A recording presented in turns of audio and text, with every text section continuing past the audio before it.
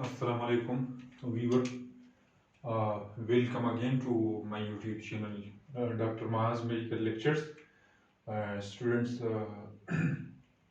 मुझे उम्मीद है आप लोग खैरियत से होंगे और हमने अपने प्रीवियस लेक्चर में जो है एंडोप्लाज्मिक रेटिकुलम से स्टार्ट लिया था और हमारी डिस्कशन वहाँ पे हुई थी, तो हमने रफ एंडोप्लाज्मिक रेटिकुलम के बारे में पढ़ा था। ठीक है, आज हमारा जो दूसरा टॉपिक है इसको कहा जाता है स्मूथ एंडोप्लाज्मिक रेटिकुलम। ठीक है, अच्छा हम बढ़ते हैं, अभी आगे चलते हैं और स्मूथ एंडोप्लाज्मिक रेटिकुलम के बारे में। ये हमारे पास हो स्टूडेंट, अगर इधर आप देख लें, ये जो मैंने ग्रीन कलर से बनाया है ये हमारे पास है स्मूथ एंडोप्लाज्मिक रेटिकुलम। ठीक है, और ये ऊपर ब्लैक कलर से जो मैंने बनाया था इसको हम कहते हैं RER, यानी rough endoplasmic reticulum.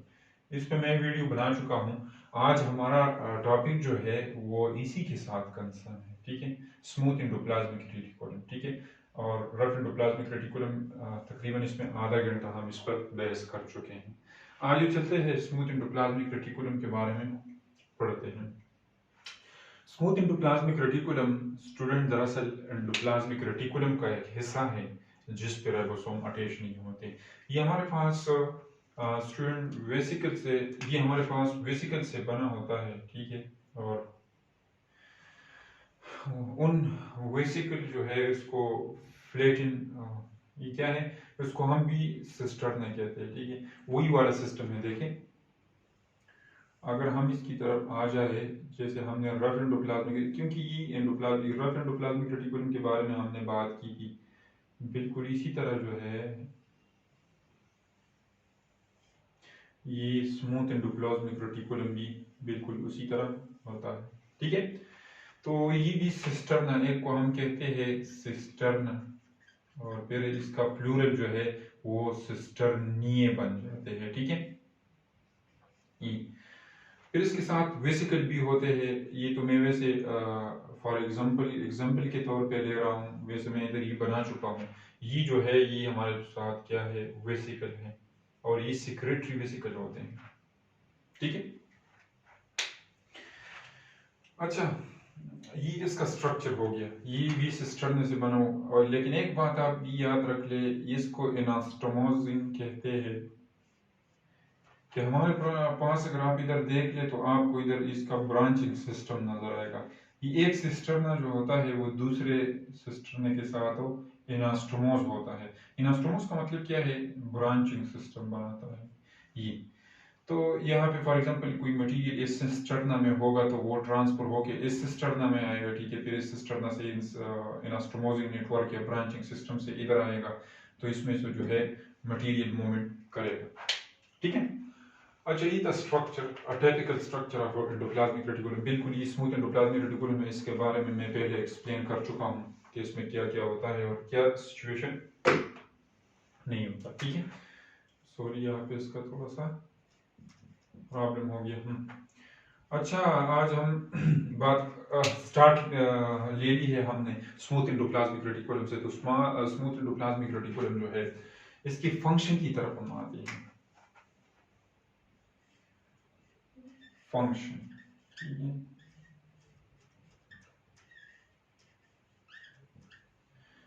Smooth endoplasmic reticulum का फंक्शन जो होता है स्टूडेंट, ये लोअर क्लासेस के हिसाब से भी लिखा है। वो सबसे जो इसका बेसिक फंक्शन होता है और फंडामेंटल फंक्शन होता है, ये लिपिड सिंथेसिस करता है। क्या करता है, लिपिडो सिंथेसिस। ये हमारे साथ लिपिड बनाते हैं। ठीक है, अभी वो लिपिड कौन से होते हैं स्टूडेंट्स, अगर आपको मतलब आपने FEC की और आपने लिपिड के बारे में पढ़ा हो, लिपिड एक कॉम्प्लेक्स ग्रुप है। ठीक है, मतलब ये है, this is a large group, इसको लिपिड्स कहते हैं। फिर इसमें हमारे पास सब ग्रुप होते हैं, इसकी चंद मिसालें मैं आपको दे दूं। इसमें हमारे पास होते हैं कोलेस्ट्रॉल। ठीक है, इसी तरह हमारे साथ होते हैं फास्फोलिपिड्स, फास्फोलिपिड्स। ठीक है, फिर इसी तरह अगर हम ले ले वैक्सीज हम ले सकते हैं। ठीक है, हमारे पास होता है स्टीराइड्स। क्या होता है, स्टीराइड्स। इसमें और भी जो है हमारे साथ बोर्डे सारे स्टीराइड। एक होते हैं इसमें हमारे साथ टर्पिनाइड्स हो, ठीक है, टर्पिनाइड्स। मैं इसकी डिटेल में नहीं जाता, इंशाल्लाह अगर टाइम मिला तो ये इसकी सब क्लासेस होती है। ये हमारे पास एक बिग ग्रुप है, एक लार्ज कॉम्प्लेक्स, ठीक है, और इसके सब ग्रुप जो है ये फिर सब ग्रुप तो इनकी क्या बनते हैं, ये बनते हैं, ठीक है। तो जब हम बात करते हैं ये सारे लिपिड्स है तो इसका एक ही मतलब होगा कि ये लिपिड सिंथेसिस करता है। तो अच्छा, इसमें एक और इम्पोर्टेंट जो मैं भूल गया था, इसमें हमारे पास होता है ट्राइग्लिसराइड, ग्लिसराइड्स, ठीक है, ट्राइग्लिसराइड या इसको ट्राइसाइल ग्लिसरॉल भी कहते हैं। लेकिन जब हम बात करते हैं तो हम इन चीज़ों के बारे में, मैं फॉर एग्जांपल अगर आपको बता दूं कि ये हमारे साथ लिपिड सिंथेसिस हो रहा है, उसमें टर्पेनाइड का सिंथेसिस भी हो सकता है, या ये या ये कोलेस्ट्रॉल का हो सकता है, ये फास्फोलिपिड का हो सकता है, या वेक्सिस का हो सकता है, स्टीराइड का हो सकता है, और ट्राइग्लिसराइड का हो सकता है, ठीक है। तो प्रिंसिपल फंक्शन जो है ये क्या करता है, ये लिपिड सिंथेसिस करता है, ठीक है। एक देखिए यहाँ पे जो है हमारे पास ये टर्पेनाइड अगर बनाते, कोलेस्ट्रॉल बनाते, फास्फोलिपिड, वेक्सिस, ये स्टीराइड, ये इनके लिए मुख्तलिफ कंपोनेंट्स इकट्ठे हो जाते हैं, उसके लिए मुख्तलिफ यूनिट्स होते हैं, और ये चीज़ें बनाते हैं, ठीक है। लेकिन इसमें हमारे साथ स्टूडेंट इसके डिटेल में हम नहीं जाते। देखें लिपिड्स में ये हमारे साथ क्या बनाते हैं, लिपिड्स में हमारे साथ ये बनाते हैं कोलेस्ट्रॉल, ठीक है। इसमें हमारे साथ ये बनाते हैं फास्फोलिपिड्स, ठीक है, लिपिड्स सिंपल हम ये बना सकता है आपके साथ ट्राइग्लिसराइड्स, ठीक है। ये बनाएगा आपके लिए, ये लिपिड जो है, या तो ये आपके लिए बनाएगा स्टीराइड्स, क्या बनाएगा, स्टीराइड्स, इसको हम स्टीरोल कहते हैं, ठीक है, स्टीरोल, ठीक है। और वेक्सिस, ये इन सब चीज़ों के बारे में हम डिटेल में नहीं जाते, ठीक है। लेकिन ये सब आपके लिए ये क्या करेगा, ये बनाएगा, ठीक है। जैसे कोलेस्ट्रॉल, फास्फोलिपिड्स, ट्राइग्लिसराइड्स या ट्राइसाइल ग्लिसरॉल भी इसको कहते हैं, ये स्टीराइड्स आपके लिए बनाएगा, स्टीरोल्स। और इसके लिए जो है ज्यादातर स्टूडेंट एक बात याद रखें, अच्छा ये इम्पोर्टेंट, और बाइल, ये आपके लिए बाइल बनाएगा, क्या बनाएगा, बाइल एसिड्स, ठीक है, ये आपके लिए बाइल एसिड या बाइल बनाएगा, ठीक है, बाइल। अच्छा स्टूडेंट, तो ज्यादातर हमारे साथ ये जो लिपिड्स बनते हैं इसके लिए प्रिकर्सर के तौर पर कोलेस्ट्रॉल काम करता है। मैं इसकी तरफ आता हूँ लेकिन मैं इसके डिटेल में नहीं जाऊंगा, ठीक है।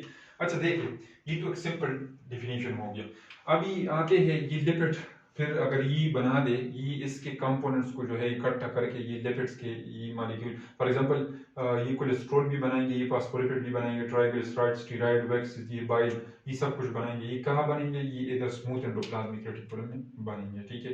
तो यहाँ पे हमारे साथ एक क्या होगा, ये इधर अगर हम लिख ले, लिपिड सिंथेसिस होगा, क्या होगा, लिपिड सिंथेसिस, स्टूडेंट आप देख ले, लिपिड सिंथेसिस में हमारे साथ मुख्तलिफ किस्म के लिपिड बनते हैं। अब इस लिपिड का काम क्या होता है, स्टूडेंट देखे,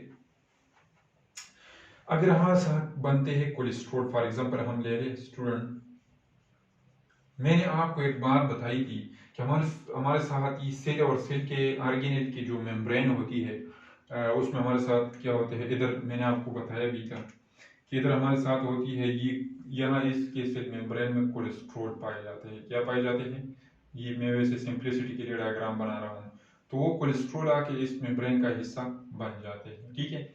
इसी के साथ अगर ये हमारे साथ फास्फोलिपिड्स बनाए, ठीक है, तो फास्फोलिपिड बनाए तो वो फास्फोलिपिड भी इधर आके, हमने कहा था कि सेल मेम्ब्रेन क्या है, फास्फोलिपिड बाइलेयर है, तो वो फास्फोलिपिड इधर आके हमारे साथ मेम्ब्रेन का हिस्सा बन जाता है, जिस तरह कोलेस्ट्रॉल बना हुआ था। ट्राइग्लिसराइड बनते हैं या ट्राइसाइल ग्लिसरॉल, इसका अपना फंक्शन है, इसकी तरफ हम नहीं जाते, ठीक है, ये और मॉलिक्यूल बनाने के काम आते हैं। इस तरफ हमारे पास स्टीराइड ही बनाते हैं, यानी स्टीराइड हार्मोन्स बनाते हैं, स्टीराइड हार्मोन, ठीक है।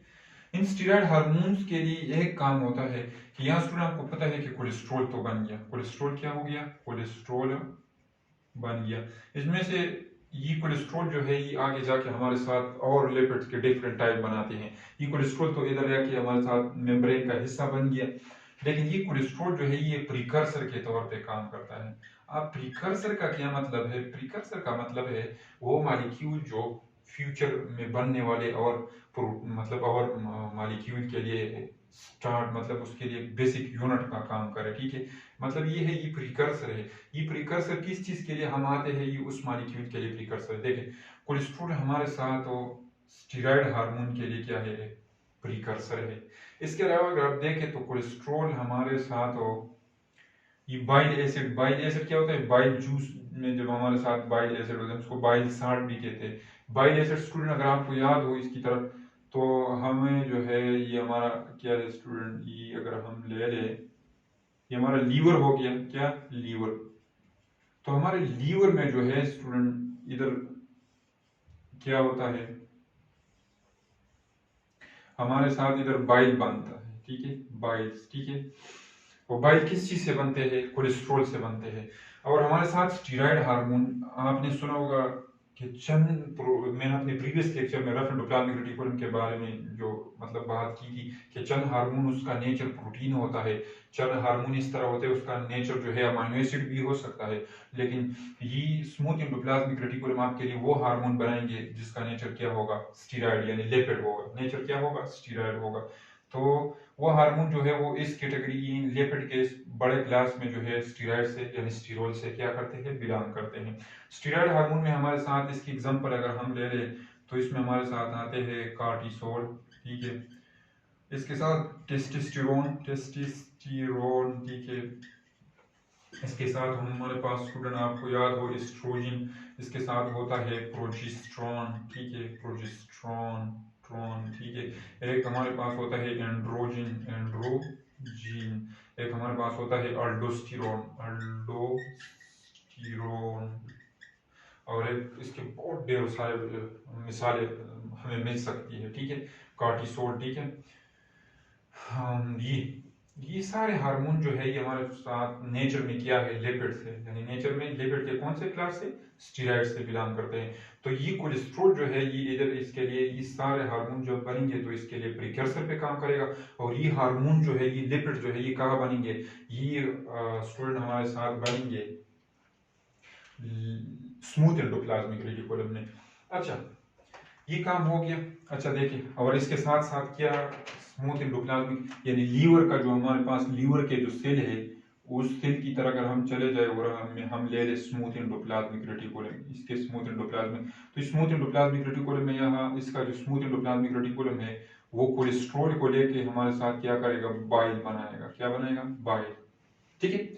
ये बातें हो गई, ठीक है। तो ये हमारे पास क्या करते हैं? ये हमारे साथ लिपिड सिंथेसिस में अहम किरदार अदा करते हैं, ठीक है। देखिए हम आते हैं ये एक फंक्शन तो इसका हो गया कि लिपिड सिंथेसिस करते हैं स्टूडेंट। इसकी बेस पे इसका मकदार जो है, इसका कंसंट्रेशन जो है ये मुख्तलिफ सेल में मुख्तलिफ होता है। देखिए किस तरह आपको पता होगा स्टूडेंट कि हमारे साथ मेल, अगर हम अपने आप को ले ले, इस मेल की जो टेस्टिस है, टेस्टिस के अंदर जो है हमारे साथ स्टूडेंट वो गोनेड जो होते हैं वो टेस्टिस जो है टेस्टिस, ठीक है। ये टेस्टिस के अंदर क्या होता है? यहाँ से हमारे साथ जो इंटरस्टिशियल सेल होते हैं, ठीक है, तो यहाँ ये क्या करते हैं? ये हमारे साथ टेस्टोस्टेरोन हार्मोन प्रोड्यूस करते हैं, ठीक है।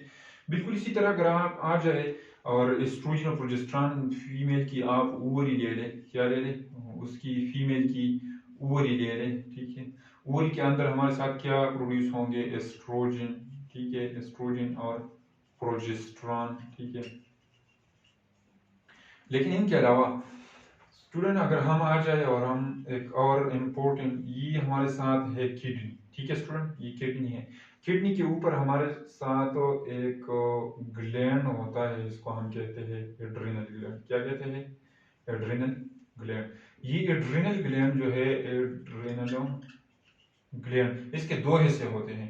इस एड्रिनल ग्लैंड का जो एड्रिनल कार्टिक्स होता है, कार्टिक्स, ठीक है, ये हमारे साथ क्या करता है, ये हार्मोन रिलीज करता है। वो कौन सा होता है नेचर में, यानी लिपिड्स यानी स्टीरॉयड्स होते हैं। क्या होते हैं? स्टीरॉयड्स।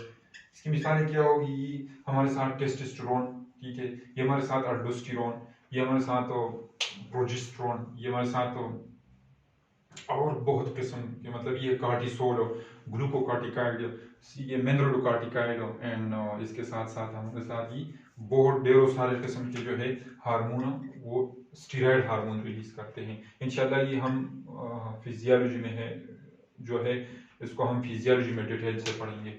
लेकिन देखिए, ये बनाने का मतलब मेरा यही था स्टूडेंट, कि अगर आप इधर आ जाए और इनके अंदर जो सेल है, या इन टिस्टिस यानी गोनेड्स या इस इनके सेल की अंदर आप चले जाए, तो वहां आपको सबसे हाई कंसंट्रेशन में आपको क्या मिलेगा? आपको जो है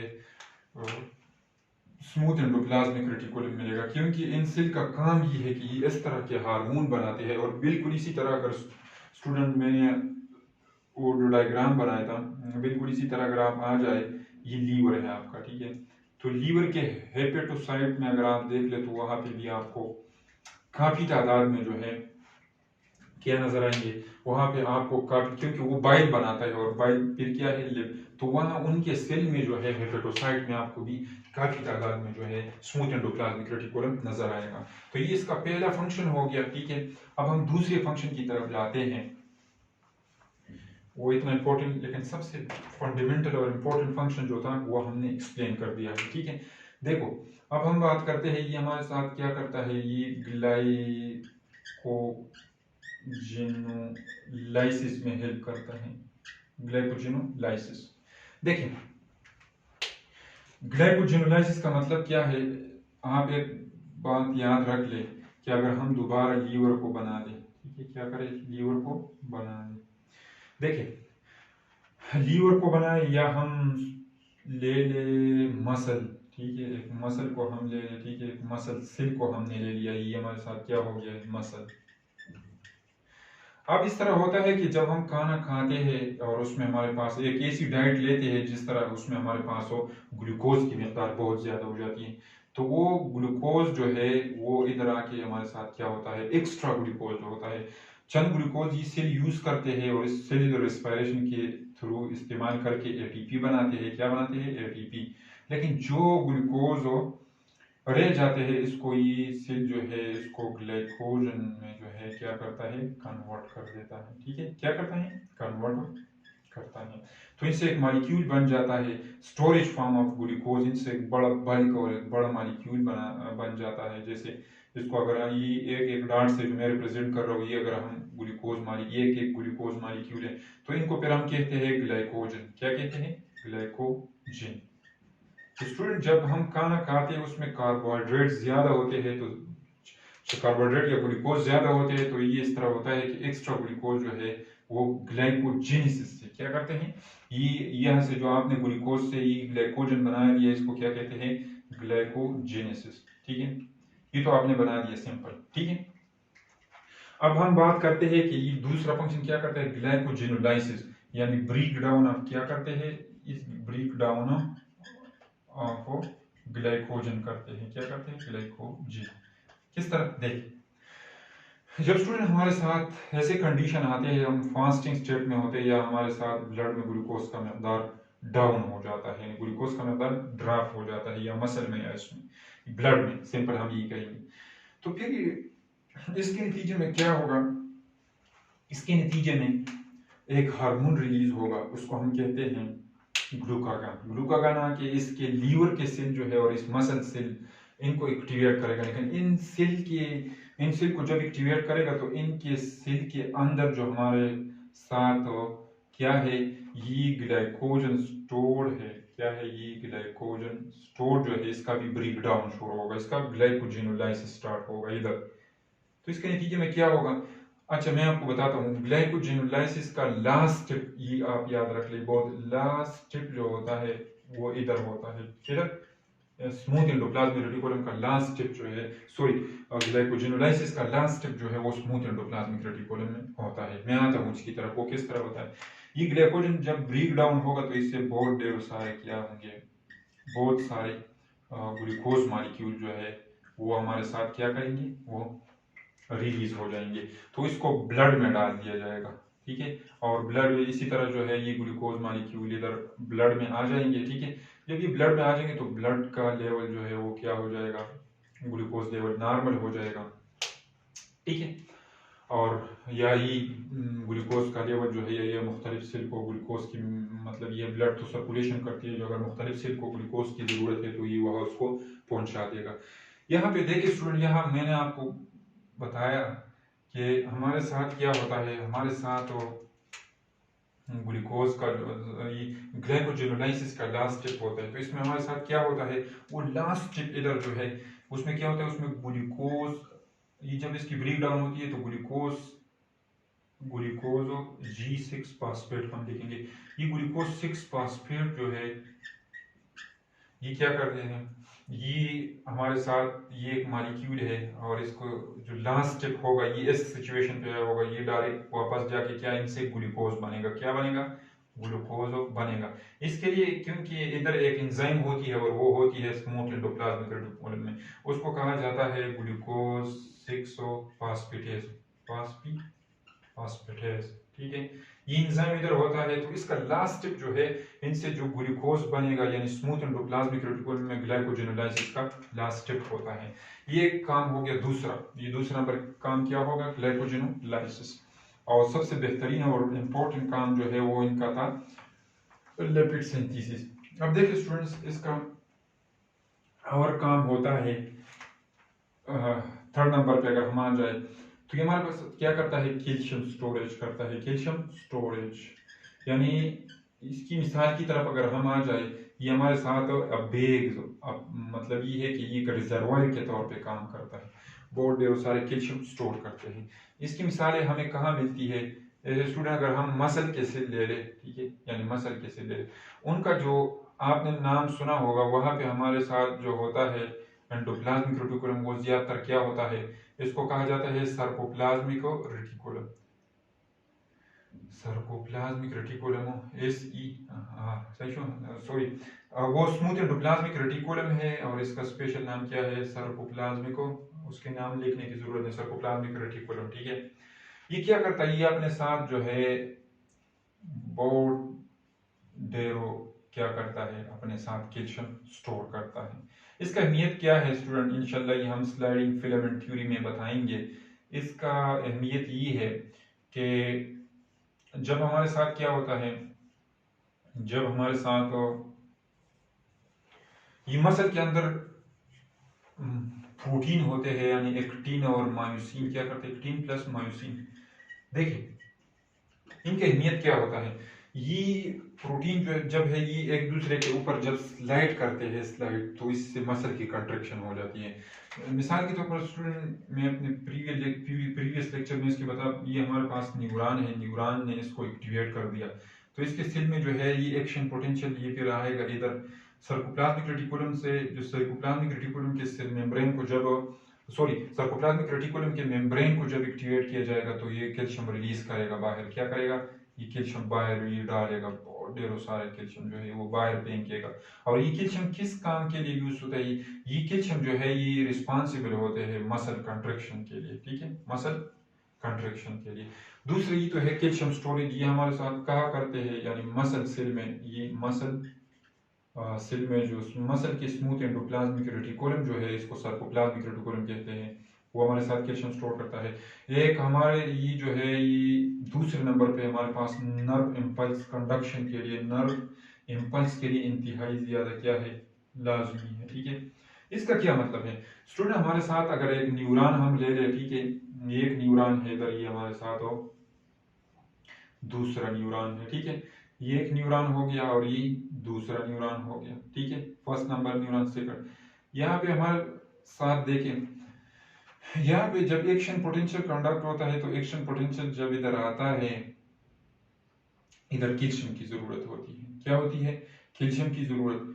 तो ये कैल्शियम देखे, ये कैल्शियम जो है ये क्या करते हैं, ये फिर जो है ये कैल्शियम जो है जब इधर आके ये हमारे साथ न्यूरोट्रांसमीटर को जो है क्या करता है, न्यूरोट्रांसमीटर के वेसिकल को क्या करता है, उसको एक्टिवेट कर देता है। तो उसके नतीजे में हमारे साथ क्या होते हैं, न्यूरोट्रांसमीटर रिलीज होते हैं, वो इस तरह दूसरे नर्व सेल को एक्टिवेट कर देते हैं और इस तरह ये सिलसिला जारी रहता है।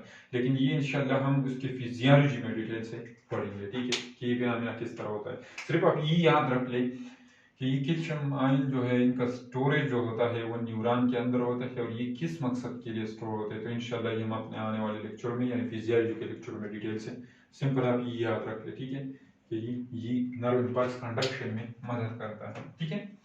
इसके बाद इसका एक और फंक्शन, लास्ट नंबर पे इसका एक और फंक्शन रहता है, ठीक है, उसके बारे में हम बात करते हैं। ये डिटॉक्सिफिकेशन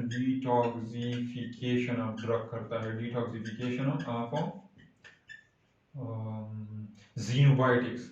अगर हम ये नाम ले लें, ज़ीनोबायोटिक्स का क्या मतलब है, ज़ीनोबायोटिक्स फॉरेन केमिकल, बाहर से जो है एक्सोजीनियस सब्सटेंसेस अगर हो या एंडोजीनियस हो, लेकिन ये हमारे साथ क्या हो, ये हमारे साथ हो जिसमें मिसाल के तौर पर हमारे साथ ड्रग्स आ सकते हैं, अद्वियात, जिसमें हमारे साथ पेस्टिसाइड, ठीक है, पेस्टिसाइड्स जैसे जर्मिसाइड्स और ये मुख्तलिफ किस्म के ख़तरनाक केमिकल यानी टॉक्सिन, जिसको सिंपल हम ये कहेंगे। ये जो है ये जब आते हैं स्टूडेंट, आपको पता है कि जब इनकी अब्जॉर्प्शन होती है तो ये लीवर में चले जाते हैं, और लीवर के सेल जो है, लीवर के सेल के जो फिर स्मूथ एंडोप्लाज्मिक रेटिकुलम होगा वो इनका डिटॉक्सिफिकेशन करेगा, यानी इनको जीरासीम से पाक करेगा, चाहे एंडोजीनियस हो या चाहे एक्सोजीनियस हो। स्टूडेंट एक बात याद रख ले कि हमारे बॉडी के अंदर भी बहुत टॉक्सिक मटेरियल पैदा होते हैं, यानी बहुत मेटाबोलाइट्स पैदा होते हैं जो टॉक्सिक होता है। वो लीवर के ये स्मूथ एंडोप्लाज्मिक रेटिकुलम जो है वो इसका डिटॉक्सिफिकेशन भी करता है, और ज़ीनोबायोटिक यानी फॉरेन केमिकल बाहर से आए हुए यानी ड्रग्स और पेस्टिसाइड्स और ये जर्मिसाइड्स और इस तरह हमारे पास पेट्रोलियम प्रोडक्ट इनकी ब्रेक डाउन करते हैं, यानी इनको जीरासीम से पाक करते हैं। ये बहुत कॉम्प्लिकेटेड टॉपिक है, इंशाल्लाह ये हम जेटी की फिजियोलॉजी में डिटेल से पढ़ेंगे।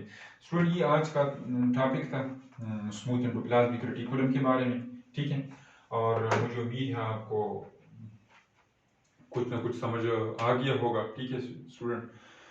तो व्यूअर देखें, अगर हमको हमारी वीडियो पसंद आ रही हो, ठीक है, तो प्लीज़ आप हमारे चैनल को सब्सक्राइब कीजिए, ताकि आपकी सब्सक्रिप्शन से हमें ये एक फ़ायदा होगा कि हमें मोटिवेशन मिलेगी, ठीक है, और हम इंशाल्लाह फ्यूचर में जो टाइम हमें मिलता रहेगा तो हम आपके लिए और भी खूबसूरत वीडियो बनाएंगे, कंसेप्चुअल वीडियो आपके लिए बनाएंगे।